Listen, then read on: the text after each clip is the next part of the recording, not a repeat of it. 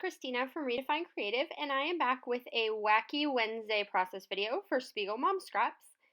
And this layout is for the November challenge. And so over on 15 Minutes to Scrap with SpiegelMom Scraps, Rachel is in charge of the November challenge. And this month she has challenged us to use a really large title and to also use fall colors. So I have chosen these 3 photos of my daughter when we did this like ropes, obstacle course, zip lining adventure type of thing up in the northern Arizona out in the woods.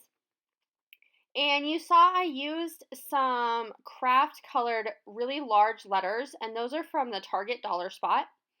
And all I did was take some embroidery thread and punch some holes around the outside of each letter, and then I went ahead and added some dark green stitching. And then you'll see I've taken my background paper and I've also backed it on that same dark green color of cardstock. So that's just going to add some extra dimension to this entire layout, having some of that really dark green that kind of matches the trees. And then I decided to go ahead and go with a diagonal layout to my background so that I could kind of break up the pattern paper a little bit and add some extra interest.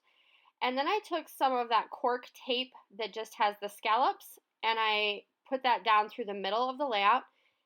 And then I went ahead and added that white cardstock on the upper right hand side. And that tape is also from Target. It's not in the dollar spot, but it's in like the kids crafting section. And it's already adhesive on the back.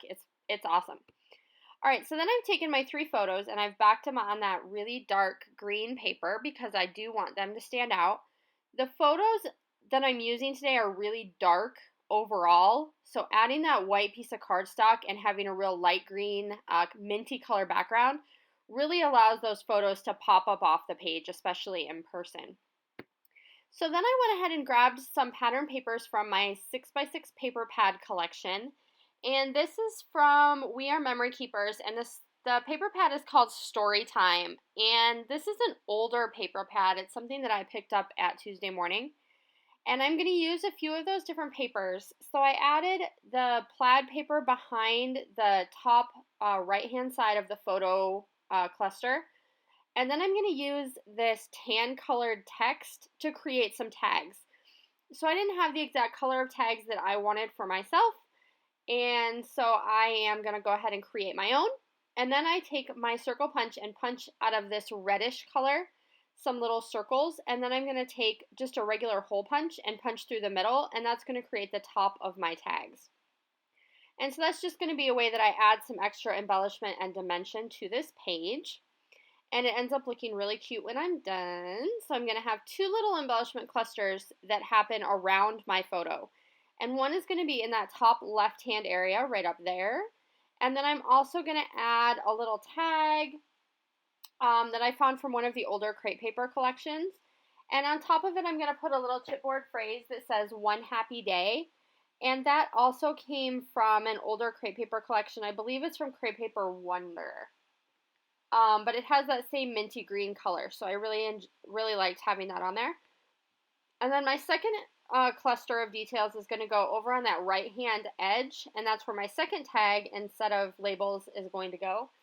And then I'm going to pull a little banner for that one that just says Adventure, and that one came from the Happy Camper collection from Echo Park, and that's also one of their older collections.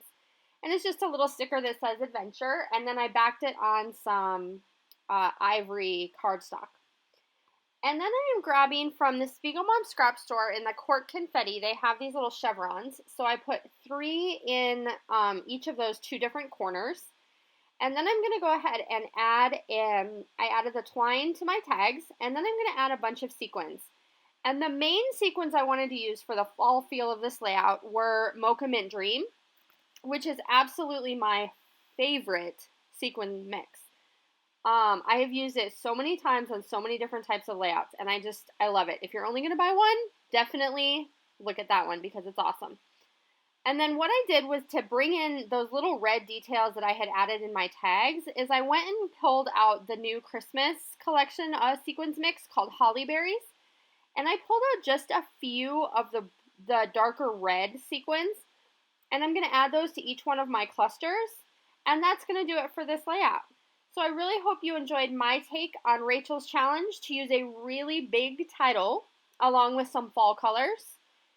And that's going to do it for today. I can't wait to see what you create with really large titles this month. And I'll see you again with another process video soon. Bye!